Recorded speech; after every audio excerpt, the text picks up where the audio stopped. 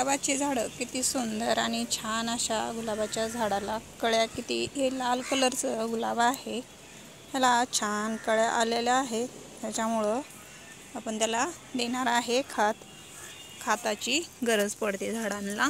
त्याच्यामुळं याशी मातीमध्ये बघा हे मुळ्या किती आलेल्या आहेत.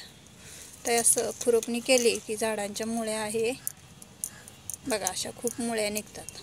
त्याच्यामुळं झाडांची खुरपणी करायची.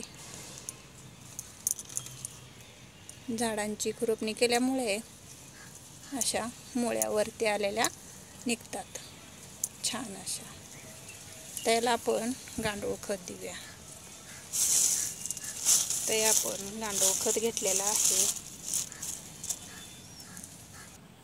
हे लाल कलरचं आणि पिवळ्या कलरचं दोन गुलाबाची झाडं आहेत. त्याला आता हे खुरपून असं साईडने हे गांडूळ खत घेतलेलं आहे. ते आपण आता एक मुठ्ठी असं गांडूळ खत घालून घेऊया आणि त्याच्यावरून ही माती साईडला केलेली अशी काढून घेऊया.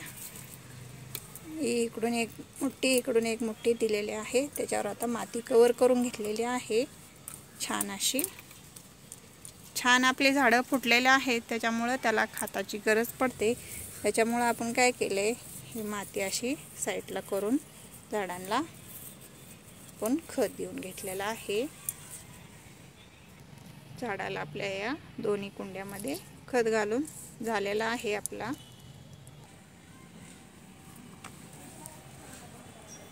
हे आबोली कलरचं गुलाब आहे, त्याला आपण आता खत देणार आहे.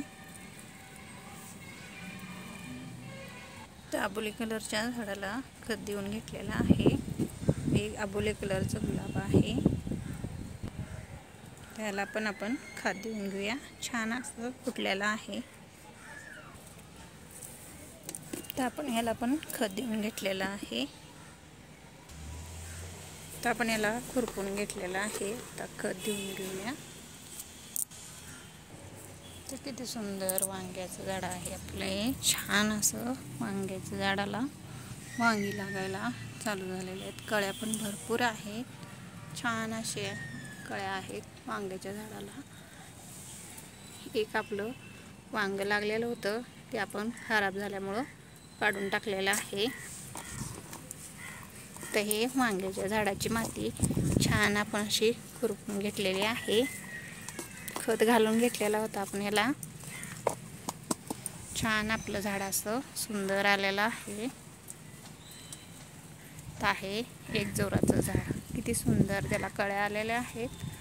कळ्या आणि फुलं असे भरपूर आहेत एक जोराच्या झाडाला.